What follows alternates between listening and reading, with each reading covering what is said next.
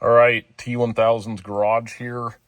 So the 91-200 Avant, I've been fighting a parasitic draw on this thing for probably about a year now. The car will sit for sometimes a week, 2 weeks, it'll be good, and then other times you'll drive it and it'll be dead in like 3 or 4 days. I don't drive this car super often, but it'll be completely dead, and I can always tell when I go in here the dome lights won't open up because the battery's completely drained. So watching a video from Ivan over at Pine Hollow Diagnostics on YouTube, check it out. He's got a great channel and he's been working on one of these. He had a car with the same problem, and the driver door ajar switch in that car was causing an intermittent draw. So I thought I'd check that out on this car too. So the way this works, keys on, you open the door, and the retained accessory power should not be working, and it is. You can tell even after it times out. I came out the other day, the car had been sitting like 4 days, and you could still roll the windows up and down. And this is on the door ajar switch, and the dome light will actually shut off. Like I just heard something click there. But anyway, windows are still working. Okay, and as you can see, the dome light just went out. So something in the body control times out, but is not kicking that out. And even with the door open, it still continues to go. So what Ivan found on his was this door ajar switch. So I'm gonna play with this. Let's see, we'll roll that down, it's still going. And I'm just gonna push this plunger in a couple times. And it's still going on. Kind of exercise this around. And look, now it's not working. So I'm guessing I had the same problem he did. I'm gonna pull this switch apart, and I'm guessing we have some green grodies in there. All right, so this switch just has a rubber plunger gasket on there. It looks like a Phillips screwdriver. I'm gonna pull this apart and see what's in there. So try to do this one-handed here.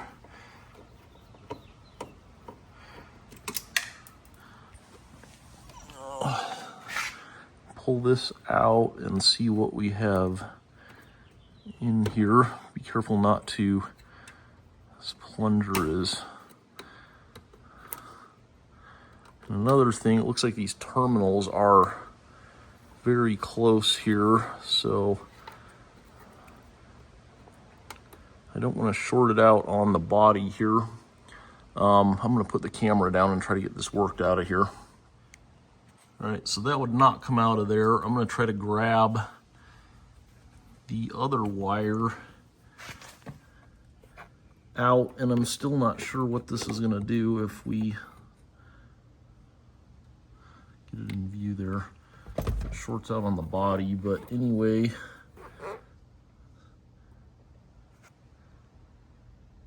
they don't look, the terminals don't look bad, but I'm going to pull this switch apart and see what it looks like inside. So I'm not sure what's going to happen here when I pull this apart. I'm assuming there's a spring in here, but I've got like a little retaining tab, and there is a part number on this. I've not tried to see if it's one I can get yet, but if you've watched my channel in the past, we usually try to fix stuff before I order anything, so we'll just try to keep from stabbing ourselves here. Okay, so there's actually a tab on both sides. All right, and I can feel the spring tension now. All right, so yep, there's definitely a spring in here, and I'm hoping this plunger comes out. Not really seeing a whole lot in here. Looks like that just makes contact with the tabs. So I'm gonna pull this all the way apart and see if we can't clean it up and maybe put some deoxit in there.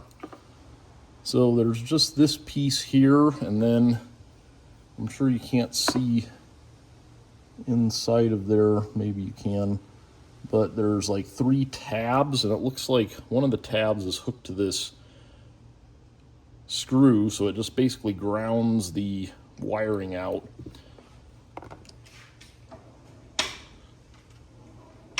So I'm going to put some deoxit on here. This stuff's awesome. It's kind of expensive. I think this was like $20-something for this little tiny bottle, but it works really good for electrical contacts. So I'm just going to put a little inside here on these tabs and hope that takes care of my problem. All right, so this goes pretty far back in there. I couldn't get it in, so I'm going to take a Q-tip, wipe that around really good. All right, and then there's this little piece here, so I'm just going to deoxit this. And it looks like it might only go in one way. I might flip it around just so the shiny part is now on the other side of the plunger.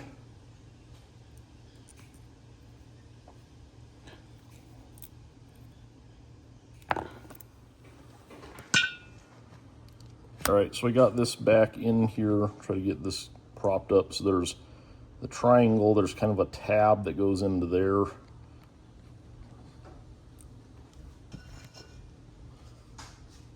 And it just fell over. So anyway, I've got the plunger pushed up and then got that down. And then there's like a bumper that goes on this spring. All right, so we put the bumper in there, spring back in, and then we're just gonna try to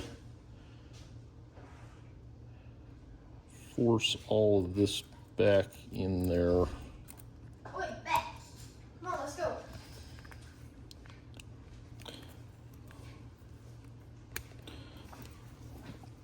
Like that.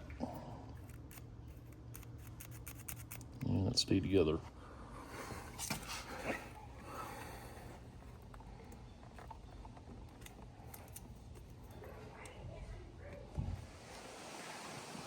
All right, I apparently didn't hit record when I did the conclusion to this video, but anyway,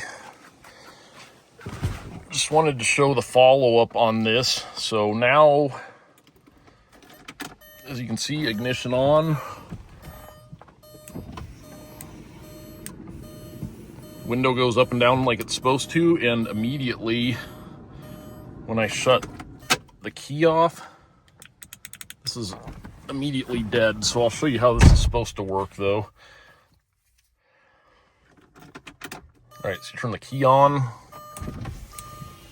window goes up and down like it's supposed to. We're gonna turn the key off, dome light stays on, got retained accessory power, and then the second I open the door, no more. So looks like we fixed this, and I'm hoping this solves my battery drain issue, as the retained accessory power isn't going to stay on for days or weeks at a time. So anyway, hope that helps somebody out there, and thanks for watching.